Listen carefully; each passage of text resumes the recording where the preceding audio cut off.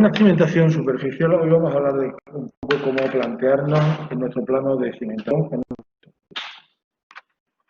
El código técnico habla de cimentaciones superficiales y de cimentaciones profundas. Dentro de las cimentaciones superficiales establece una clasificación que es la que estáis viendo vosotros ahora mismo ahí, ¿no? Zapatas aisladas, continuas, corridas, menadas, corridas, pozos de cimentación, emparrillados y losas. Realmente, las tres primeras son la misma tipología de cimentación superficial, que es la cimentación por zapata. Otra cosa es que la zapata pueda ser una zapata aislada, es decir, una zapata que solo hace referencia a un pilar, las zapatas aisladas que solo están para un pilar, zapatas combinadas que son para dos zapatas, ¿no? Zapatas corridas, si tenemos una continuación, ¿no? Pero la realidad es que la zapata en una planta de cimentación pues puede haber distintas formas, distintas combinaciones. Conforme a su forma de trabajo, tiene esa diferenciación. Conforme a la planta, forma en planta, pues la dividimos en rectangulares, cuadradas o poligonales. Yo las poligonales no las he visto nunca, más allá de que en un momento dado, en alguna zapata, pues haya hecho falta cimentación, pues que por el motivo que sea, ¿no? Haya tenido pilar en esta posición, otro aquí, otro más para acá, y haya hecho una zapata combinada, porque esta zapata se me montaba con esta otra de aquí, y aquí en cambio, pues por lo que fuera, pues no podía meter la ha salido pues esta especie de engendro, ¿no? Que es una zapata que no tiene una forma, una forma geométrica regular, ¿no? Y pues esta es la que llamaríamos poligonal. Pero estos son casos excepcionales. Lo que estábamos viendo en el caso anterior, ¿no? Zapatas circulares o anulares, pues no digo yo que no existan, pero que tienen bastante poco sentido porque resuelven bastante poco. Lo único que hacen es complicar las cosas. En las zapatas rectangulares vamos a establecer esta dimensión, esta relación como dirección máxima. Las zapatas pueden ser rectangulares, pero no pueden ser eternamente, infinitamente rectangulares o muy forzadamente rectangulares. Vamos a establecer que hay una relación máxima entre el lado menor y el lado mayor de 2 a 1. Si no se establece esa relación, el comportamiento en la dirección longitudinal ya no se puede asegurar, ¿no? Entonces lo que hacemos, si tuviéramos necesidad, porque es que simplemente no hay otro sitio donde poner la zapata, es hacer estas vigas con estos nervios, ¿no? Que le dotan rigidez a la zapata para asegurarnos el comportamiento de la forma. Las zapatas combinadas se producen pues porque la zapata empieza a solaparse. Zapatas de varios pilares empiezan a solaparse. Lo más normal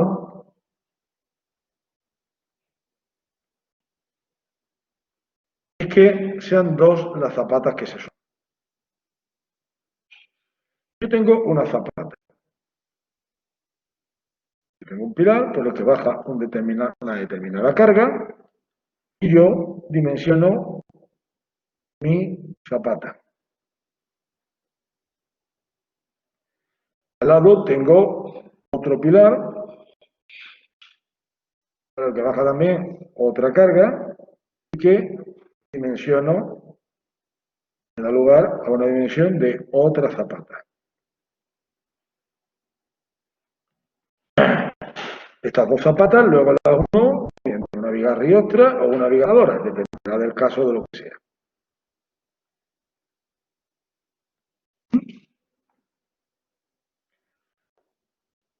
Si bajo estas mismas cargas, no vamos a cambiarlas, tienen ustedes.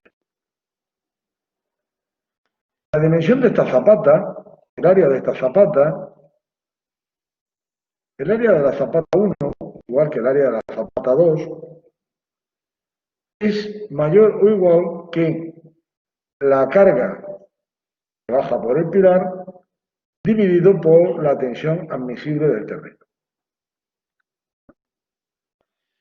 Estoy hablando de cargas sin mayorar y tensiones admisibles que me ha dado el estudio geotécnico, donde hemos introducido ya los coeficientes de seguridad.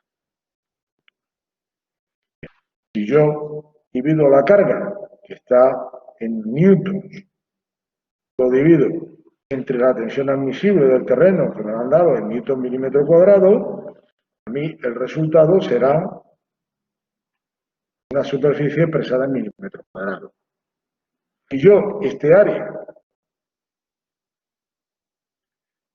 lo digo que es igual, en el caso de una zapata cuadrada, a A cuadrado, A es igual a la raíz del área. Este área que yo he obtenido, hago su raíz y me da el lado mínimo de zapata que tengo.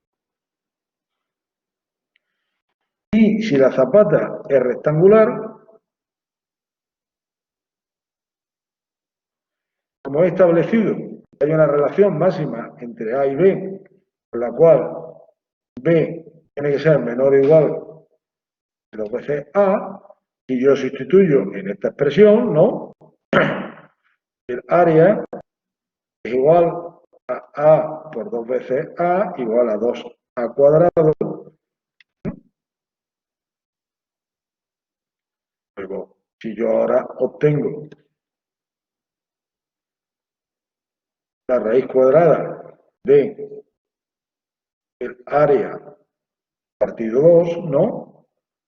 Yo tengo el lado menor de mi zapata rectangular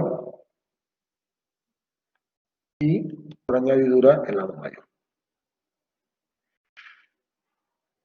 Luego, yo de esta forma estoy predimensionando la superficie de mi zapata, el área de mi zapata. Si esta operación yo la hago para las 27, 32 o 200 zapatas que pueda tener mi edificio, yo tengo las superficies, las dimensiones de todas las zapatas de mi edificio. Como tendréis, lo normal, 200 cargas distintas que llegan a las zapatas, tendré 200 dimensiones distintas de las zapatas. Bueno, eso es lo normal y eso es lo que no es normal. No es normal tener un cuadro de zapatas de 200 zapatas distintas, ¿no? Para que una sea 166 centímetros, la otra sea 167. Tenemos que establecer un cierto criterio de agrupamiento. Ese criterio es subjetivo, o sea, yo no les puedo decir una regla. Yo digo que sean múltiplos de 5 centímetros, y casi que sean múltiplos de 10, ¿no? Porque a fin de cuentas tengan ustedes presente que este agujero que estamos aquí haciendo para hacer la zapata lo tiene que hacer un señor con una pala excavadora. Y esa pala excavadora no es una cucharilla de café para estar recortando el terreno. Entonces, nosotros esto pues estableceremos unas dimensiones más o menos lógicas, sacando estas superficies que hemos obtenido e igualándolas al alza. Pues ya con esto sabemos nosotros cuáles son las dimensiones de nuestras zapatas. Ocurre que todo esto lo hemos hecho nosotros en función de un valor que nos ha dado el estudio geotécnico, que es el valor de la tensión admisible del terreno. Entonces no lo definimos. Entonces, nosotros, fijando esa tensión, hemos obtenido eso. Si no, pues la realidad pues será lo que nos diga el estudio. Ahora, puede ocurrir que esta tensión del terreno sea pequeña para la carga que tenemos que soportar y que la zapata, en lugar de tener estas dimensiones, pues tenga estas otras dimensiones.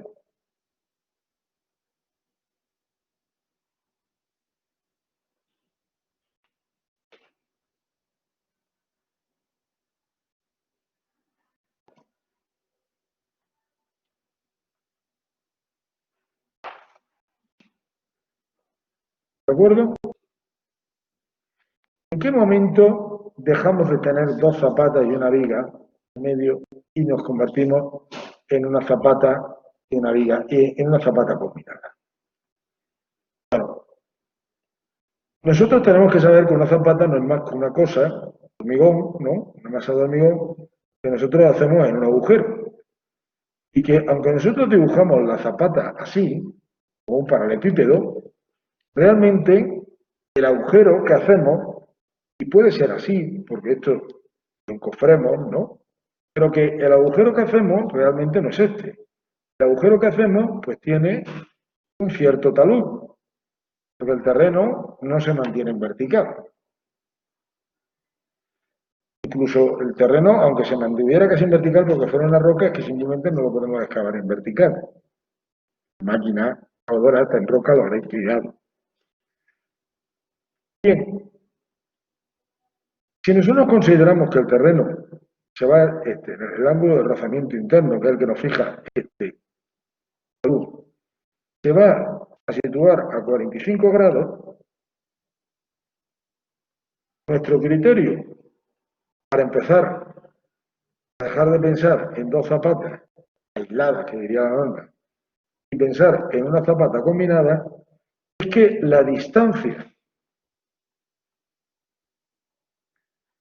entre ambas caras de la zapata, esta distancia sea menor que 2 veces el canto.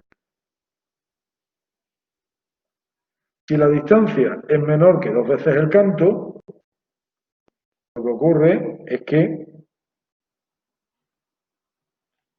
estaríamos aquí. O sea, ni siquiera el terreno se mantiene, no se mantiene ni siquiera rellenando esto. A partir de ese momento, para nosotros es mucho más razonable construir una zapata combinada. Luego tendrá otras reflexiones de cálculo, ya verán ustedes, en cursos posteriores, ¿no? Pero es mucho más razonable hacer esto que ir haciendo todos estos retos. ¿De acuerdo? ¿Qué dimensiones tiene la zapata? La zapata le vamos a fijar, la norma fija que tenga que haber una dimensión mínima que es de 25 centímetros. Pero 25 centímetros, que viene a ser más o menos mi cuarta, ustedes lo están viendo, esto es una ridiculez de zapata. ¿Vale? Esto es una ridiculez de zapata. 40 centímetros es la norma que fija para los encepados sobre los pilotos. Podría ser una buena recomendación para las zapatas. De 40 a 50, lo mínimo que tenemos que despachar. ¿Vale?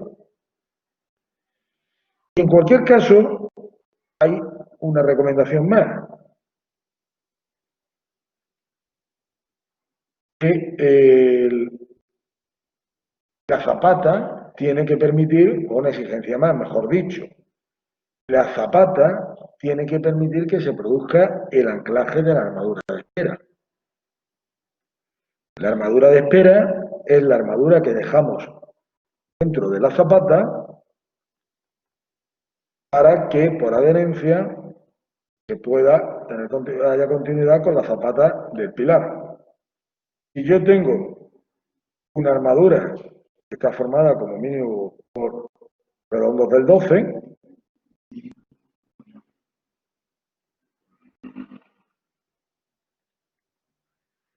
la norma me pide que aquí el canto de la zapata sea como mínimo 10 veces el diámetro más 10 centímetros.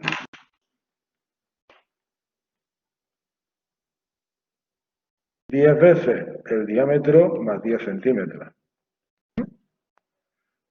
Esto sería 10 por 1,2 más 10. Estos son 22 centímetros. Lo que al menos tendría que tener la zapata. Pero le vuelvo a insistir.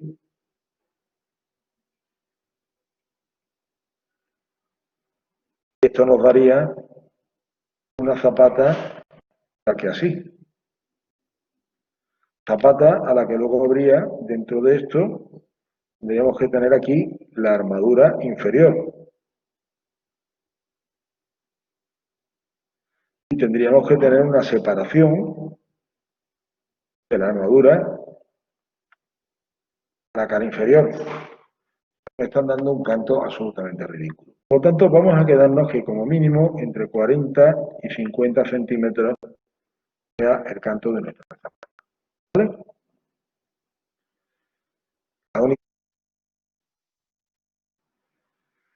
Además de esto,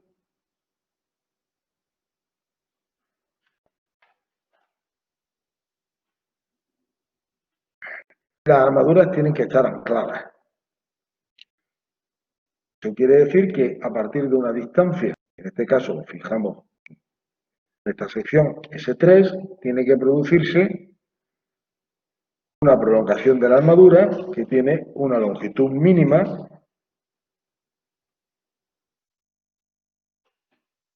que es la que establece aquí la norma, que vuelve a ser en función de la resistencia del hormigón, 25, que es lo normal, con un acero 12 en 400, pues tendríamos un 12, pues tendríamos 12 por el diámetro de la barra elevado al cuadrado.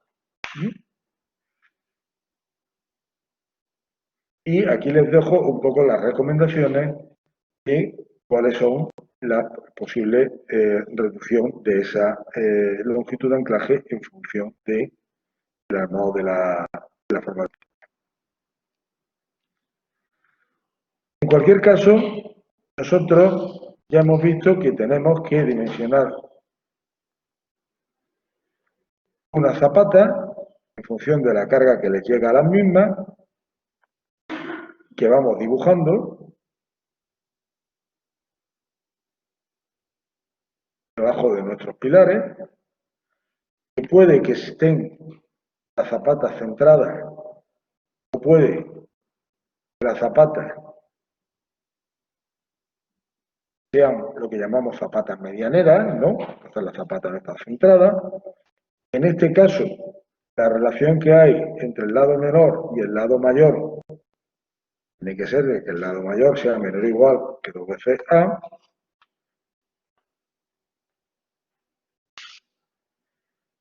Y que si la distancia que hay entre una zapata y otra es muy pequeña, pues nos puede dar lugar a zapatas combinadas.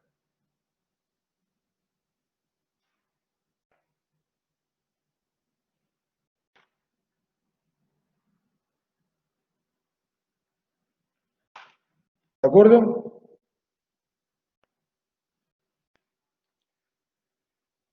¿Se quedan las zapatas en esta posición sin más? ¿O hay que poner algo más? Aparte de las zapatas como tales, la cimentación también va a costar no solo de zapatas, sino también de vigas riostras y de vigas descentradoras. Las vigas riostras, vigas de atado o de arriostramiento, las llaman de las distintas formas, pero es lo mismo, son elementos de cimentación diseñados para resistir las tracciones que unen, las tracciones que se producen entre la pieza a las dos zapatas, ¿no? Intentan evitar el desplazamiento relativo de la zapata. Intentan evitar que una se vaya para la derecha y la otra para la izquierda, porque las dos se acerquen o que las dos se separen. La norma sismorresistente establece unos criterios para ese atado, ¿no? Y dice que los elementos de cimentación tienen que entrelazarse con elementos contiguos en las dos direcciones, ¿no?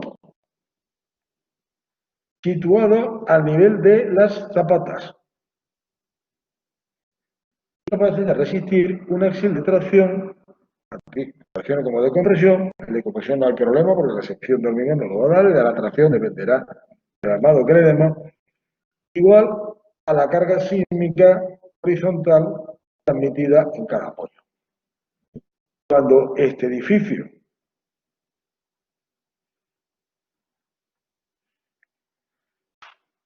experimenta la acción del sismo, aquí se produce una acción horizontal y estas riostras que unen mis zapatas tienen que ser capaces de aguantar este esfuerzo de tracción o este esfuerzo de compresión.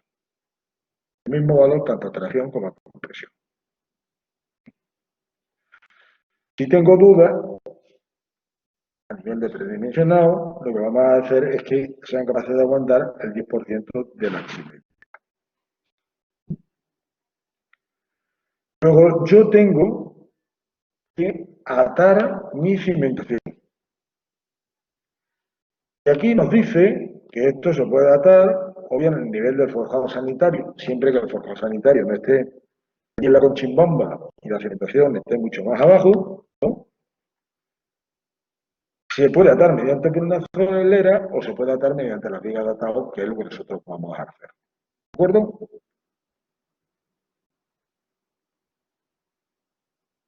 Ahora bien, si la aceleración sísmica de cálculo es mayor de 0,16, ya el atado tiene que ser mediante vigas. En los otros casos, pues se puede hacer mediante una solera, que sea de 15 centímetros como mínimo de espesor, ¿no? Y de un 50 bolas luz entre pilares. No pasa nada, ¿no? Un 50 bolas luz entre pilares, si tuviéramos 5 metros, serían 10 centímetros. Es que ni hacemos soleras de 10 centímetros, ¿no? ¿Vale? Pero, o sea que eso no es problema. Pero lo suyo es aquí meter esta viga. Estas vigas de arriostramiento, ¿no? O estas vigas de atado, lo que tienen que hacer es aguantar el esfuerzo de flexión, de tracción, perdón. Lo que vamos a hacer con ella es dimensionar la armadura para que puedan aguantarlo. ¿Sí? Si estos pilares tienen un axil, estoy predimensionando. He predimensionado el axil que le llega a este pilar. Si este pilar tiene un axil que sea, yo lo que necesitaré será una capacidad mecánica que sea mayor o igual que este axil dividido entre 10.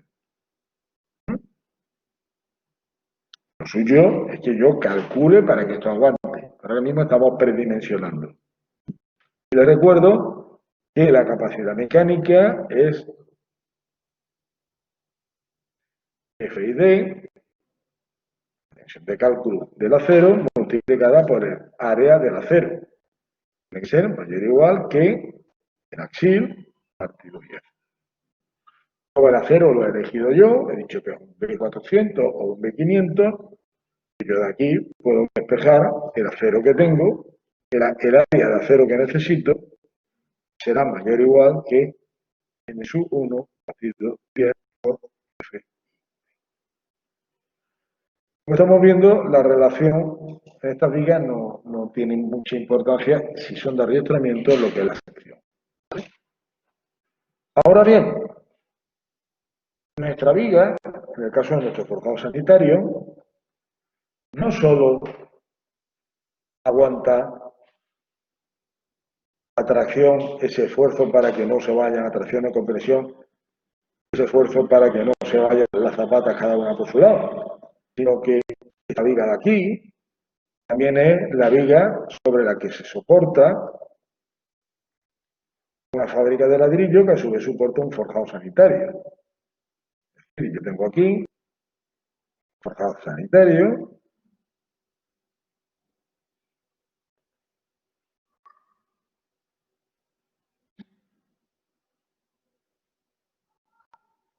con las dimensiones que sean, ¿no?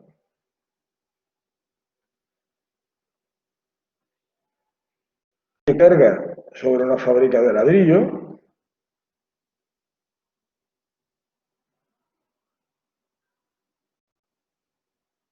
y que a su vez apoya sobre una viga de riostra, ¿no?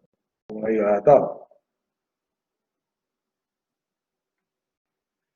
Esta viga tendrá que estar dimensionada, perdón, para que aguanta flexión, aunque a su vez la viga es normal que la hayamos puesto sobre el terreno. Esta viga la armaremos para que sea capaz de aguantar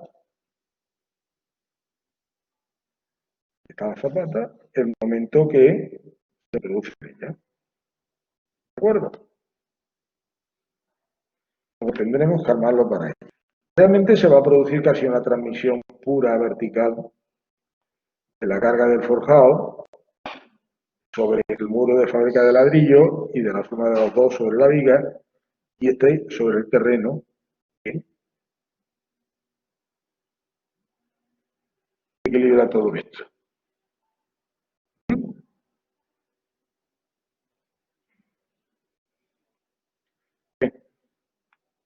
En este caso, yo tendré unos momentos flectores, ¿no?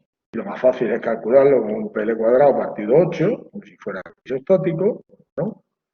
El armado que ya tendré en esta viga de cimentación, esta viga riostra, ya no será simétrico en la cara superior y la cara inferior, sino que en la cara inferior será mayor porque estará dimensionado para aguantar los esfuerzos de flexión. Nosotros sabemos la carga que cae sobre esta viga de aquí, porque sabemos cuál es el peso de nuestro forjado y las cargas que hay, sabemos cuál es su área tributaria, ¿no? Calculamos su momento y a partir de ahí determinamos el acero que nos corresponde.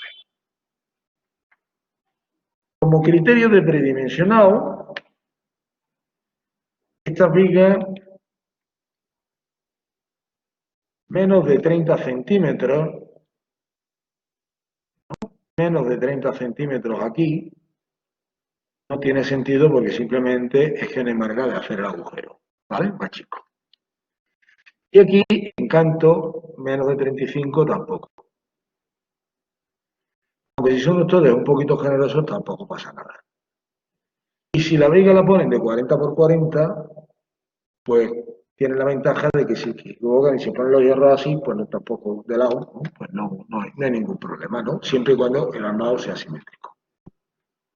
De todas maneras, el canto, lo suyo es que lo dimensionen, este canto, ya mayor igual, ¿no?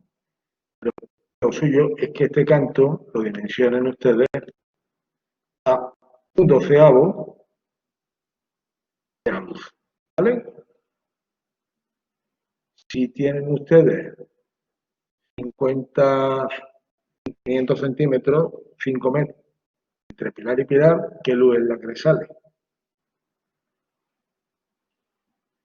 Entre 12 serían, ¿no? Por 2,48 nos quedarían aquí 20, está saliendo 45 centímetros. Realmente una profundidad más razonable. Luego veremos otra cosa, que es que cuando dibujamos estas zapatas, es que en un momento dado, para poca diferencia entre el canto de la zapata y el canto de la viga, a lo mejor lo que nos interesa es igualar ambos cantos, ¿vale? Pero ya simplemente como un proceso constructivo. Ustedes tendrán también que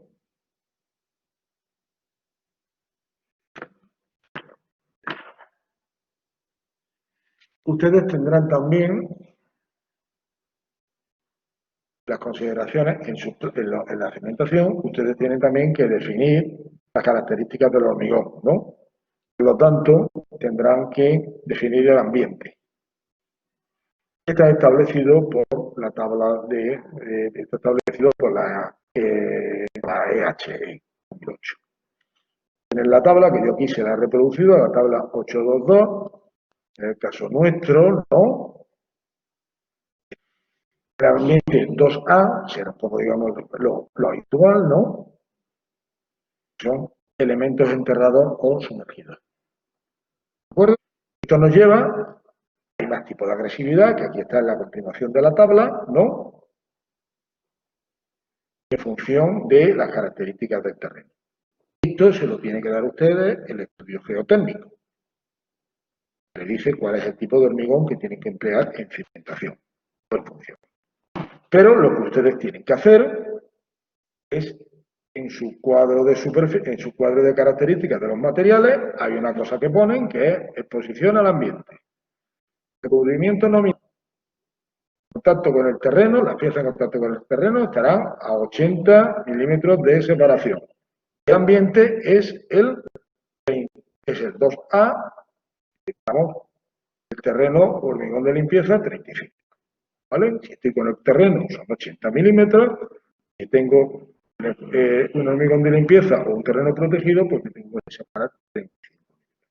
Y esto ustedes lo tienen que indicar.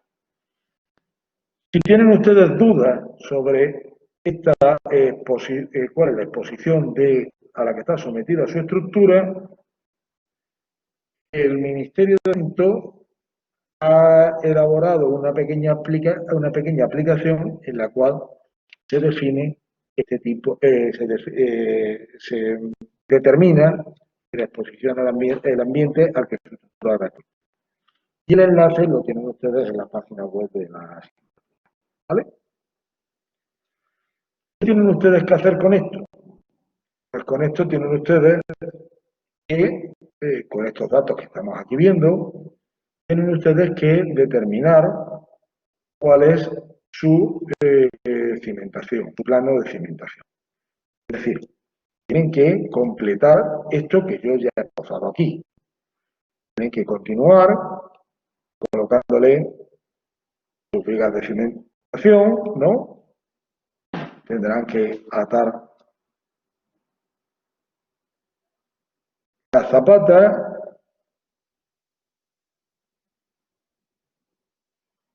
tendrán que dimensionar previamente las zapatas, tendrán que hacer un cuadro de dimensionado de zapatas, tendrán que armarlo, ¿no?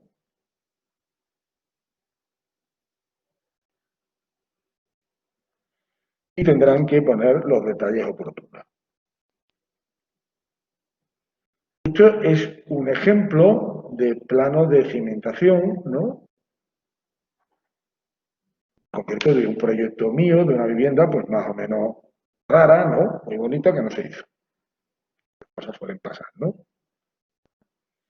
Es un plano de cimentación, están viendo ustedes también aquí que tiene una serie de detalles que están vinculados al apoyo de los pozos que había aquí y que no queríamos. Que queríamos cimentar sólidamente estos pozos para que no se rompieran, no provocaran fugas, ¿no? Hay también un replanteo respecto a un punto que está hecho por coordenadas polares, es decir, a este punto y fijando el ángulo se dice la distancia a la que está. Esto lo tendrá que hacer un topógrafo, se da también un punto y lo tendrá que hacer él, porque la parcela era una parcela absolutamente difícil para poder, digamos, echar la cinta en un solo plano, ¿no? Hay unos detalles que son más o menos genéricos, ¿no? Pero también van a ver ustedes que hay unos detalles que son específicos, en este caso, de este proyecto. Cómo se queda el pozo de saneamiento, cómo se saca un apoyo, cómo está aquí el muro, aquí había un forjado, aquí por debajo del forjado sale una losa, que esto estará relleno, pero lo vamos a sacar la losa y le vamos a dar continuidad aquí para que no se nos vaya a mover, ¿no? Y aquí se pondrá el pozo. Aquí tenemos todo lo que es un salto del forjado. Esto es lo que les quiero indicar a ustedes, ¿no? Es que los detalles, hay que poner los detalles más o menos genéricos, pero hay que poner, sobre todo, y es importante, los detalles que son específicos de su proyecto, porque son los que resuelven un problema que es único suyo y por tanto no lo sabe nadie. Están viendo ustedes F1, F2, F3, no sé por qué se llaman F1, F2, F3, lo mismo, ¿vale? Ah, no, o no serán F1, sino que habrá salido mal. No, no lo serán, no mezclándolos, ¿vale? Pero aquí lo que están fijando es las dimensiones del cuadro de zapatas. La P1 y la P2, la 3, la 4 y la 5, dimensiones 120 por 60, 120 por 120, 110 por 110, canto 50, y lleva 3 redondos del 16 cada 20, 6 redondos del 16 cada 20, en la dirección X y en la dirección Y, ¿vale? Aquí esta tiene canto 40, pues supongo que por un error, ¿vale? Esto es sacado de más. Y definirán ustedes en su plano, como en todos los casos, el cuadro de características de materiales, los recubrimientos mínimos que se colocan aquí, los solares de la armadura, tienen que, sus cuadros, sus planos tienen que estar dotados de los cuadros que definen las características de los materiales de las acciones. Aquí estamos viendo un zoom, en este caso estamos fijando, ¿no?, los recubrimientos que se producen en cada caso, de manera genérica, ¿no? La tensión del terreno considerada, habrá que ponerla, ¿no? Y las longitudes de anclaje las longitudes de anclaje están definidas en el cuadro de pilares, pero los ponemos aquí pues, por si hubiera algún tipo de problema o de, ¿no? Como mínimo esas longitudes. Aquí están viendo el cuadro de materiales. Los materiales están definidos por elementos de manera, digamos, genérica, un poco grande, o sea, no. Capa de compresión, no. La cimentación, pues tiene este y la estructura tiene este. Aquí, si se fijan, los dos tienen el 2A. Hemos visto antes que el ambiente 2A es para elementos enterrados o sumergidos, pero también lo es para interiores sometidos a humedades relativas medias o altas, o a exteriores en ausencia de cloruro, ¿no?, expuestos a la lluvia con zona de precipitación media anual superior a 600 milímetros, ¿no? ¿Qué es lo que ocurre aquí? Que esta estructura se encontraba en un sitio donde llovía y cerca, ¿vale? Entonces el ambiente era bajo. Cuando normalmente los interiores de los edificios pues tienen, o sea, los hacemos con hormigones de tipo ambiente 1, ¿vale? Aquí estaba, fundamentalmente estaba, en esta estructura que estoy viendo ahora, estaba en una zona de lluvia. Si hubiera estado cerca del mar, ¿no?, el ambiente hubiera sido pues el 3A, ¿no? Ustedes tienen que definir cuál es el grado de el ambiente al que va a estar expuesta su especie. Por lo tanto, llegado a este punto, hemos definido esas vigas, hemos definido estas zapatas y hemos determinado que había un canto mínimo de estas zapatas que era 40 centímetros. Pero que era, sí, centímetros, creo que le había dicho. Bien.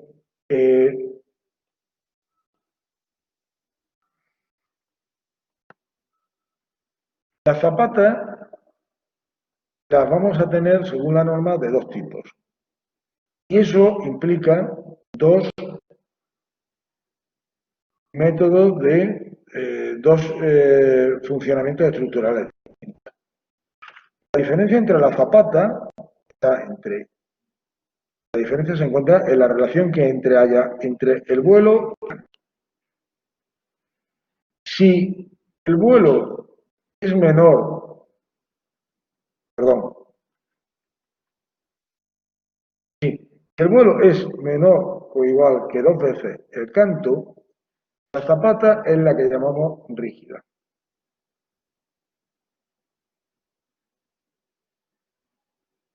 Mientras que si el vuelo es mayor que 2 veces el canto, la zapata es el tipo que denominamos flexible. ¿Cuál es la diferencia? La diferencia se encuentra en que, mientras que en la zapata que denominamos rígida,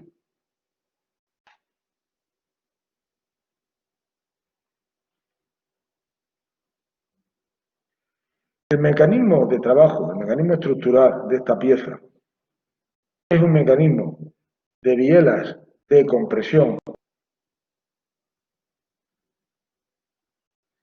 y tracción en la parte baja, En la zapata que denominamos flexible,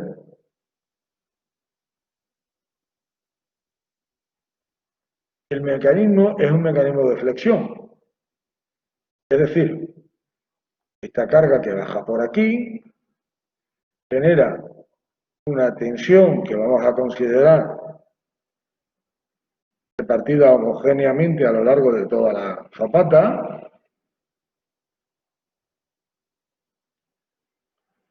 Y este esquema estructural que están ustedes viendo aquí, que no deja de ser este,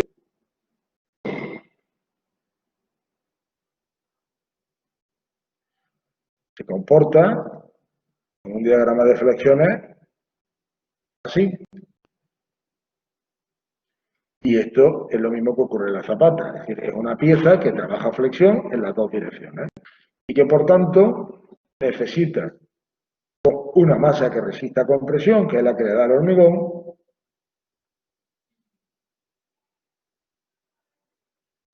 y una armadura que resista atracción.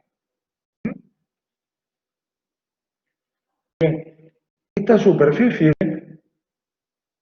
que ustedes tienen la han calculado dividiendo la carga entre la tensión admisible del terreno y la ha salido la superficie, que luego ya han determinado con la forma que ustedes quieran.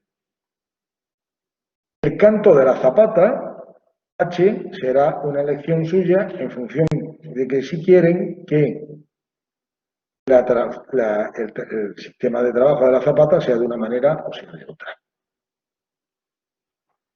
Económicamente son más rentables las zapatas rígidas.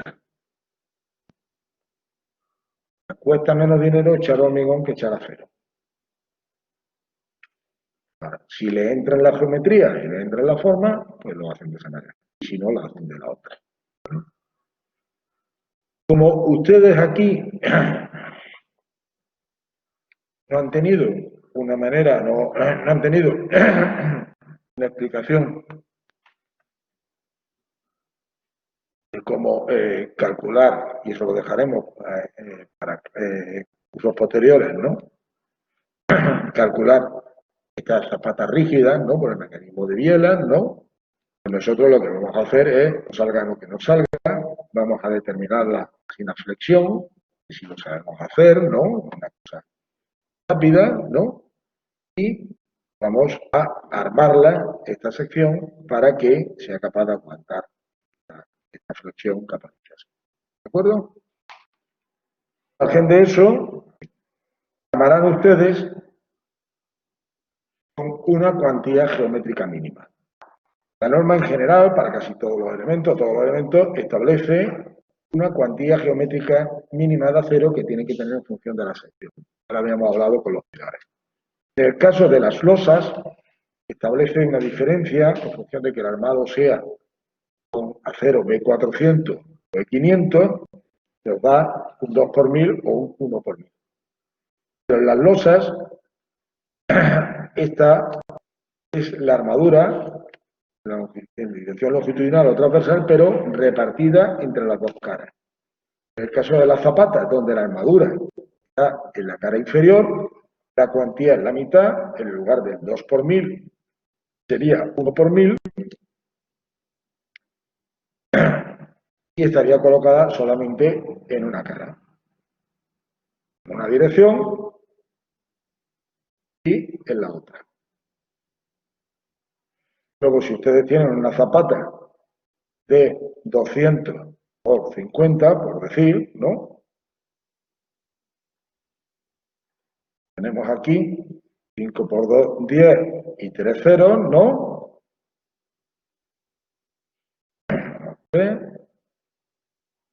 El 1 por 1000 son 10 centímetros cuadrados, y ahora ya, sabiendo que tienen estos 10 centímetros cuadrados, van ustedes a cualquier tabla de armado, y creo que en este caso no la tienen en esta presentación, pero la tienen en otra fácilmente accesible, y determinan que estos son, pues, por decir, redondos del 16, pues cada 15 centímetros, por decir lo que sea. ¿Vale? Y hecho esto, para todas las zapatas, y igualada, para que no tengamos tanto número de zapatas como número de pilares que hay, que ya se establece, indica este cuadro de zapatas que habíamos visto antes aquí reflejado, ¿no?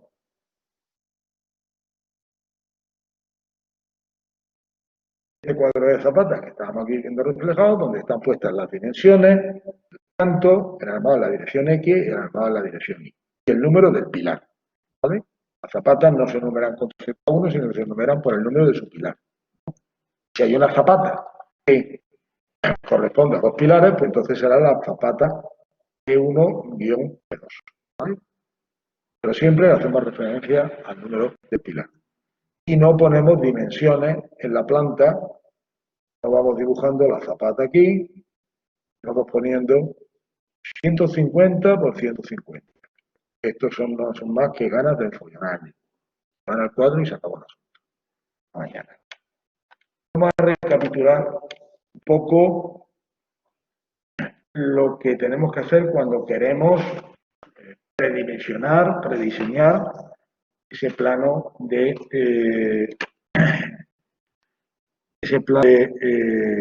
de cimentación.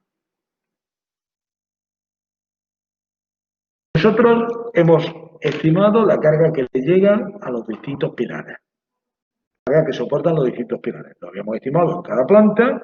Cuando llegamos a la planta de abajo, tenemos la carga que llega del pilar a la cimentación.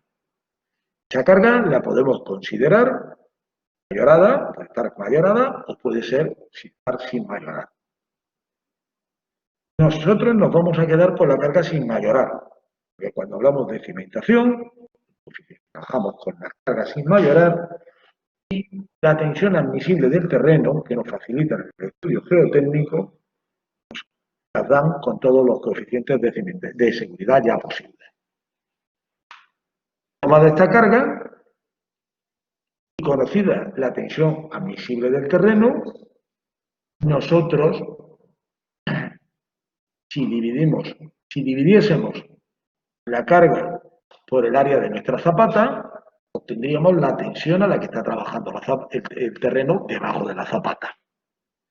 Si en lugar de eso lo que hacemos es dividir la carga por la tensión admisible, lo que obtenemos es el área mínima que necesitamos para que el trabajo del terreno, o la tensión a la que trabaja el terreno, sea como mucho la tensión admisible. Eso nos da unas dimensiones, las que sean. Las que sean.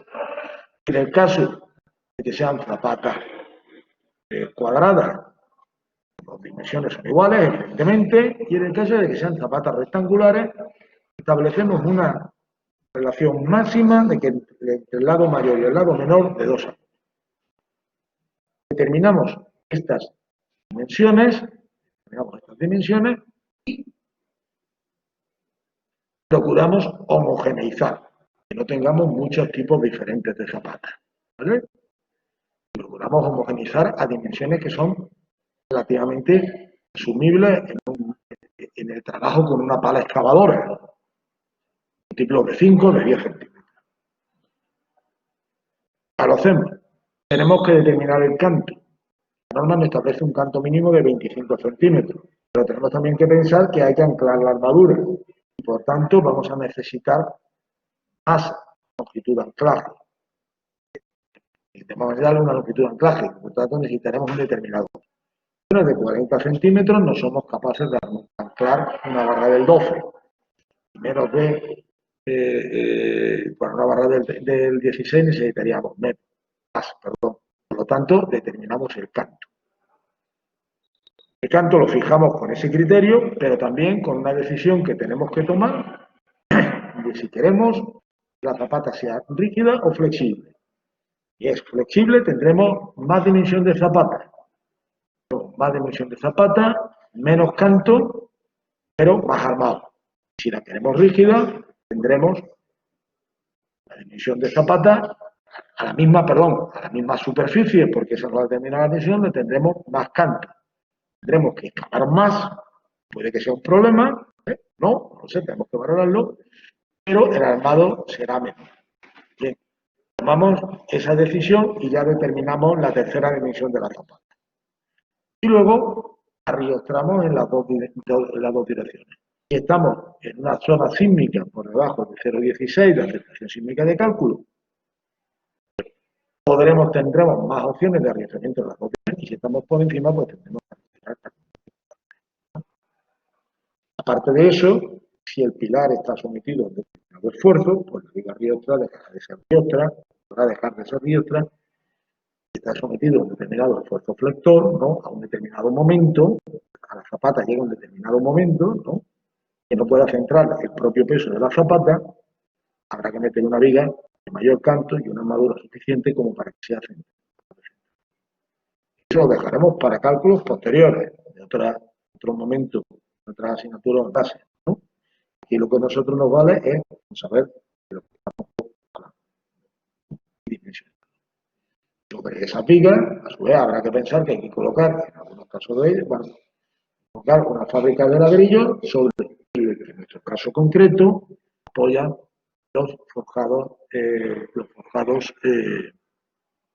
autorresistentes. Lo cual, de nuevo, nos lleva a que el armado ya no solamente de las vigas, no solamente de tracción, sino que esté también un armado de flexión para aguantar el peso de esos forjados. Aunque parte de este peso se transmita directamente. Y todo esto lo complementamos con los detalles oportunos y con los cuadros de características de los materiales, acciones y fuerzas. Pero dicho, muchas gracias y nos vemos el viernes.